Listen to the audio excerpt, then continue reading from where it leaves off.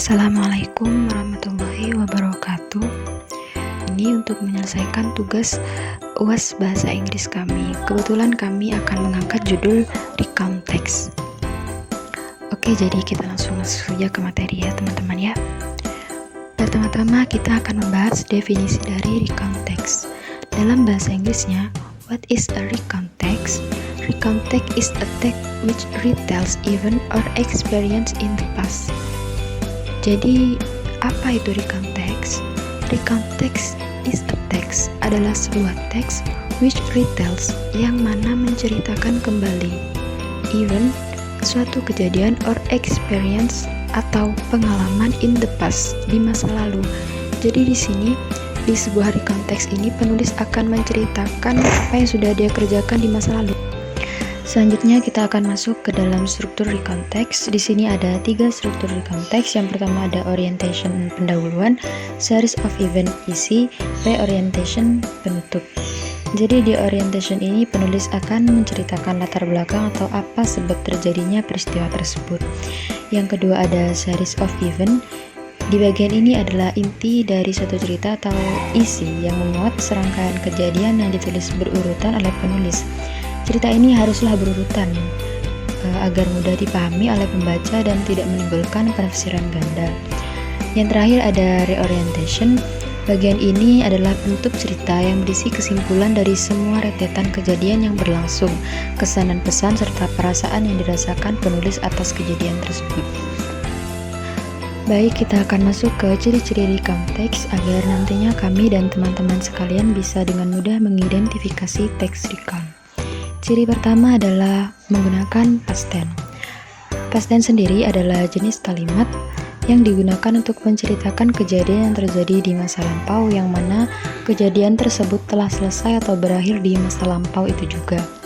Cara pembuatan kalimatnya, untuk kalimat positif kita menggunakan subject plus verb to. Contoh kalimat yang pertama adalah bagus sang. Sang ini artinya menyanyi, tetapi sang ini adalah bentuk kata kerja kedua dari sing. Kata kerja pertamanya sing, kata kerja keduanya sang, dan verb tiganya atau kata kerja ketiganya adalah sung. Kalimat kedua ada bagus at breakfast in this morning, yang artinya bagus sarapan di pagi ini. At ini masuk ke verb 2-nya eat, verb 1-nya eat, verb 2-nya ate, dan verb 3-nya adalah eaten. Untuk membuat kalimat negatif, kita menggunakan subject plus did not plus verb 1. Untuk kalimat negatif dan interrogatif, kita akan kembali ke verb 1. Jadi, untuk membuat kalimat negatif dan interrogatifnya ini, kita tidak menggunakan verb 2 lagi, tapi kita akan menggunakan verb 1. Contoh kalimatnya adalah, Bagus did not sing. My mom did not go to the market today. Go ini adalah verb 1, verb 2-nya went, dan verb 3-nya adalah gone. Untuk kalimat interrogatif atau pertanyaan, rumusnya menggunakan did plus subject plus verb 1. Contoh kalimatnya, did Brenda sing? Did Brenda sing?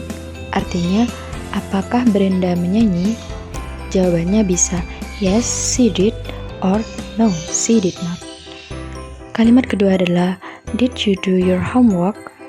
Did you do your homework? Artinya, apakah kamu mengerjakan pekerjaan rumahmu? Jawabannya, yes, I did, or no, I did not. Ciri kedua adalah menggunakan adverb of time, keterangan waktu yang menunjukkan pas masa lalu. Contohnya, yesterday, kemarin, last day, hari lalu, last week, minggu lalu, last month, bulan lalu, last year, tahun lalu, dan etc. Ciri terakhir menggunakan conjunction atau kata penghubung dan time connectives atau penunjuk waktu yang fungsinya adalah untuk menjelaskan urutan kejadian. Contohnya then, lalu, after that, setelah itu, and, dan, on Monday, pada hari Senin, etc. Gimana sih bentuk recount text itu? Baik, kita selanjutnya akan membahas bentuk recount text dan strukturnya.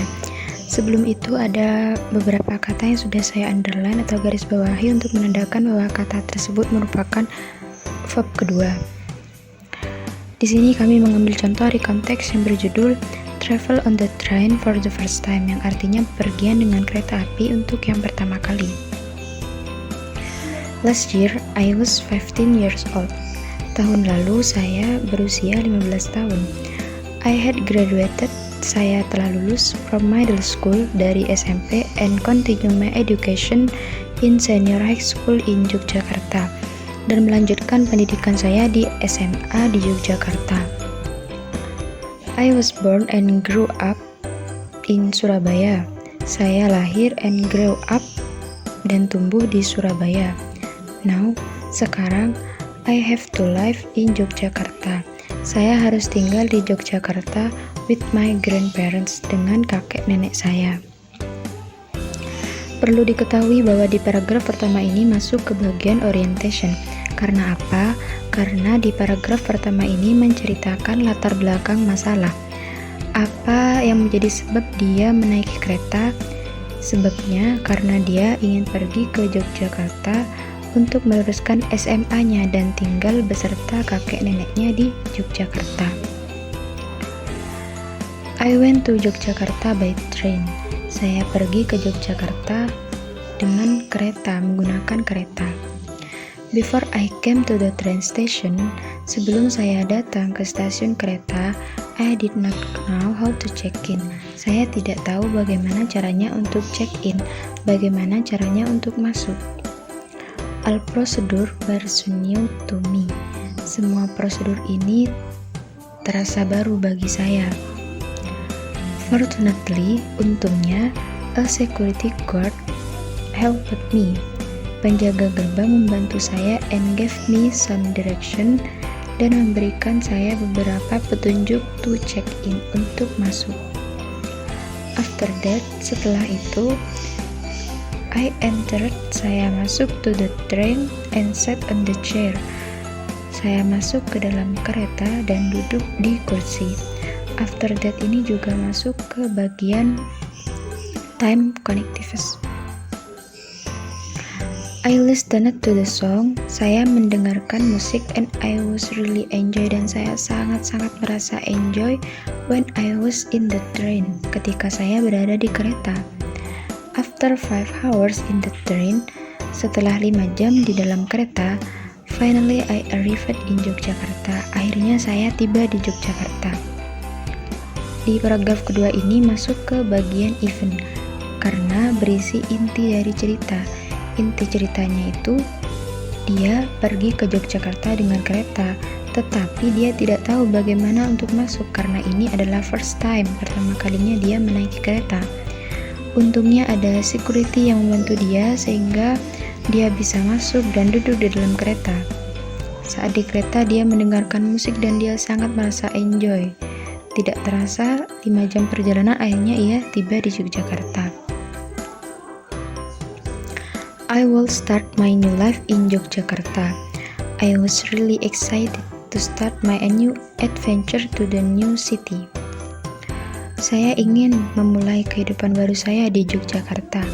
Saya sangat merasa excited untuk memulai perjalanan baru saya di kota baru ini. Di paragraf terakhir ini masuk ke bagian reorientation, karena berisi kesimpulan dan harapan penulis di kota barunya. Demikian materi dari kami, kurang lebihnya kami mohon maaf, semoga bermanfaat. Wassalamualaikum warahmatullahi wabarakatuh.